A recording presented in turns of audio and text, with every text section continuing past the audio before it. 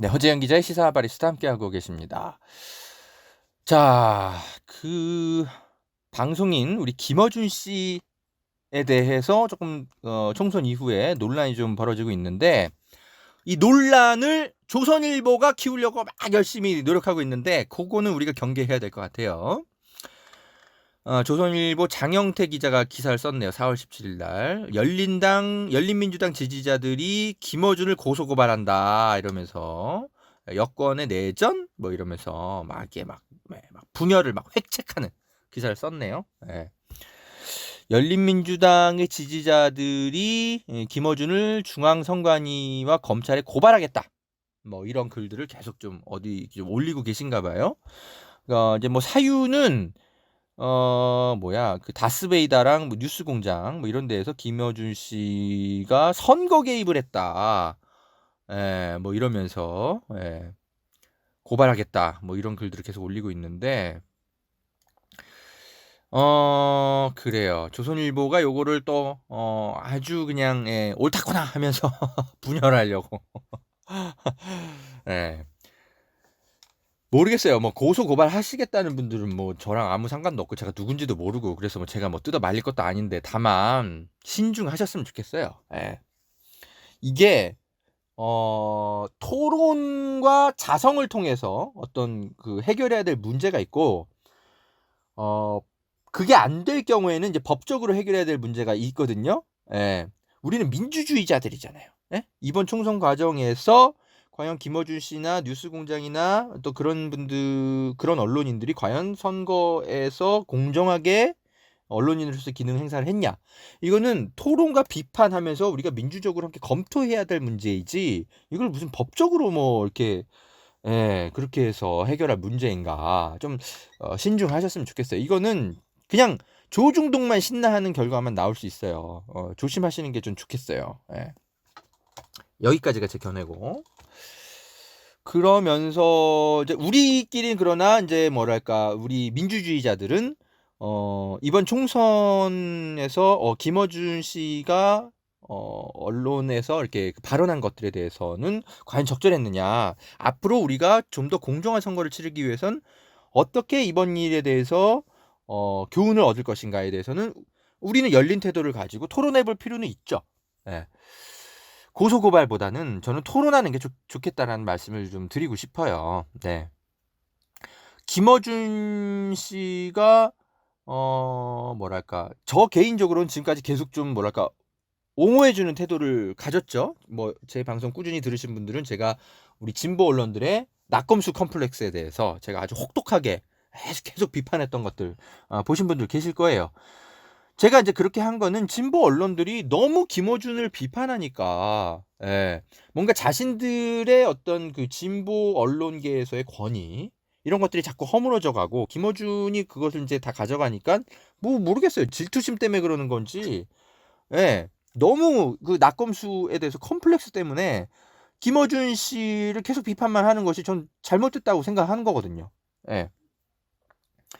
대한 언론 그리고 뭔가 좀 약간 그 대한 언론도 아니고 뭐 아무튼 김어준 씨는 주류 언론인이라고 볼 수 있죠. 그런데 뭔가 기존의 방식과는 좀 다른 방식으로 취재를 하고 스피커 역할을 하고 그래서 모르겠어요. 하여튼 성격 규정을 어떻게 해야 될지 모르겠는데 아무튼 그렇다고 해서 김어준 씨가 무슨 사회 악인 것처럼 그렇게 진보 언론들이 그렇게 매도하는 건 정말 그건 너무 균형 감각을 상실한 거죠. 그래서 저라도 좀 나서서 좀 옹호해 주느라고 김어준의 어떤 뭐랄까 약간의 단점 에 대해서는 전혀 말을 일부러 안 했어요. 그냥 여러분한테 제가 뭐랄까 저 기울어진 운동장이라는 어떤 비유 아시죠, 여러분? 김어준 씨가 너무 그 기울어진 운동장에서 벼랑 끝에서 싸우고 있는 좀 약간 거친 성격의 언론인이니까 제가 좀 계속 옹호를 해줬죠. 그러나 이 사람이 워낙 이제 거친 언론인이기 때문에 완벽하지 않을 수 있는 단점들이 있는 거거든요. 예를 들면 이 뭐랄까 언론인이 이제 검증하기 이전에 말을 함부로 뱉는 거라든지 그리고 너무 지나치게 추론이나 주변 지인들의 어떤 제보 이런 거에만 근거해서 섣불리 어떤 주장을 한다든지 또는 자신이 어떤 확고한 소신을 갖고 있다 하더라도 언론의 제일 사명은 검증 그러니까 검증을 한 10개, 검증 곱하기 계속 검증을 10번 반복해도 부족한 거거든요. 이런 부분에서는 김어준 씨가 조금은 훈련이 좀 덜 되어 있는 측면들이 좀 있어 보였어요. 근데 제가 뭐 그런 것들을 굳이 제가 나서서 밝히진 않았던 게, 그러나 기성 언론들의 못지않게 이분도 여러 가지 공격을 많이 당하면서 자기 검증 열심히 또 하는 측면도 있거든요. 예. 그래서 평균적으로 봤을 때 형편없는 어떤 언론인도 아니고, 예? 그런데 너무 이 진보 언론들이 막 매도를 하니까 제가 좀 열심히 편을 들어줬죠. 그리고 여러분한테도 뉴스공장이나 알릴레오를 열심히 들으라고 제가 말씀을 드렸죠. 계속. 단점보단 장점이 훨씬 많으니까. 예. 열심히 들으세요, 여러분. 그런데 여러분 잘 기억해 보세요. 제가 이 뉴스공장과 알릴레오 이런 프로들을 열심히 보시라고 말씀을 드리면서 동시에 제가 한 얘기가 있어요. 그것만 들으라고 제가 하지는 않았을 거예요. 그러니까 뭔 소리냐면, 허재현 TV 열심히 들어주시는 거 참 감사한데, 그러나 한겨레를 허재현 기자 혼자서 결코 대체할 수가 없으니까 절대 제 얘기만 듣지 마시라. 한겨레를 함께 보셔라. 허재현은 한겨레라는 덩치 큰 언론사가 할 수 없는 이야기들을 찾아서 보도하는 언론인이기 때문에 허재현의 이야기에도 귀 기울이면서 동시에 한겨레도 함께 보시라고 제가 계속 말씀드렸을 거예요. 마찬가지예요. 뉴스공장이나 알릴레오만 절대 들으시면 안 돼요. 양 날개가 같이 가야 됩니다. 진보 언론과 소위 뭐라고 할까요? 민주진영의 정파 언론이라고 할까요? 그런 스피커들 같이 들으셔야 돼요. 정파 언론만 들으시면 안 됩니다. 그 사람들의 분석이 틀리면 어떡해요? 네? 그러니까 같이 균형 감각을 갖고 보시려면 같이 보셔야 된다는 얘기를 제가 같이 드리는 겁니다. 이번에 뉴스공장에서 무슨 시민당 몰빵론 같은 거를 내세웠다는데 저는 이런 게 있는지도 몰랐었어요, 사실. 저는 아침에 제가 지금 출근하고 있는 것도 아니고 그래서 과거처럼 뉴스공장을 잘 안 들었어요. 제가 안 들었다기보단 굳이 열심히 찾아 듣지는 않은 거죠. 그냥 들리면 그냥 들리는 대로 계속 예전처럼 들었겠죠. 근데 최근엔 잘 안 봤죠. 예, 저의 어떤 라이프 스타일과 안 맞으니까. 그래서 저는 이런 몰빵론 같은 게 있는지도 몰랐어요. 그런데 이번 총선 결과를 놓고 보면 과연 지금 시민당 몰빵론이 옳았는가에 대해서는 한번 검증해 볼 필요는 있게 된 거죠. 이 몰빵론이라는 게 왜 나왔는지 전 잘 모르겠어요. 이게 이제 김어준 씨랑 제가 대화를 해본 것도 아니고, 그래서 저는 이 몰빵론이 왜 나왔는지 모르겠어요. 근데 이런 생각은 듭니다. 이게 몰빵론이라는 거는 노무현 정신과 별로 맞지 않나요? 늘 뭔가 대세만 따르고, 뭔가 정치 실험 같은 거 이렇게 보수적으로 접근하고, 이런 건 노무현이랑 안 맞죠. 노무현 대통령이야말로 이전에 평화민주당 당 깨고 나가서 꼬마민주당 이끈 분 아닙니까? 예. 만약에 대세론만 따르고 이랬다면은 이분은 2002년도 그때 민주당 경선 때 대참패했겠죠. 예. 따로 또 같이라는 어떤 구호라고 해야 될까요? 예. 노무현 대통령은 늘 그런 것과 어울리던 정치인인 거죠. 예. 정의당이 시민들에게 계속 비판을 받은 건 따로 또 같이가 아니고 아예 따로 가겠다. 민주당 심판하겠다. 그렇게 나가서 민주당 지지자들이 화가 났던 거 아니에요. 예. 근데 따로 또 같이라는 구호는 어떤 정치적 선명성에 대한 경쟁일 뿐인 거거든요. 이런 것들은 우리 정당사에서 늘 있어 왔고 노무현 대통령도 했던 거예요. 예, 절대 이상한 행동이 아닌 겁니다. 예. 그리고 꼼수로 따지자면 더불어시민당 이 위성정당을 출범시킨 것 자체가 꼼수다, 문제다라고 하고 지금 고소고발하려고 하는 시민사회도 있어요. 예, 그러니까 이 따로 또 같이라는 정치는 그것이 옳은가 그른가를 떠나서 그거 자체를 무조건 배척하고, 예, 뭔가 무슨 음모론처럼 해석하고, 이런 거는 오히려 노무현 정신과는 맞지 않다라는 평가가 있을 수 있는 겁니다. 예. 저는 김어준 씨가 그런 주장을 하고 있는지는 제가 미처 몰랐어요. 선거 끝나고 제가 이제 왜 열린민주당이 이렇게 부진했지?라고 이제 분석하다가 이런 게 있는지 저는 알았네요. 모르겠어요. 김어준 씨가 모르겠어요. 열린민주당 후보자들을 뭐 프로그램 출연에 뭐 차별했다라는 얘기도 이제 뒤늦게 이제 제가 확인을 했는데, 뭐 그런 거는 이제 열린민주당 쪽에 이제 불만인 거고, 예. 뭐 실제로 그랬는지는 제가 알 수가 없지만, 다만 어쨌든 이번에 더불어민주당이 과반 의석을 지역구에서 못할 수도 있다, 뭐 이런 주장을 뭐 했었습니까?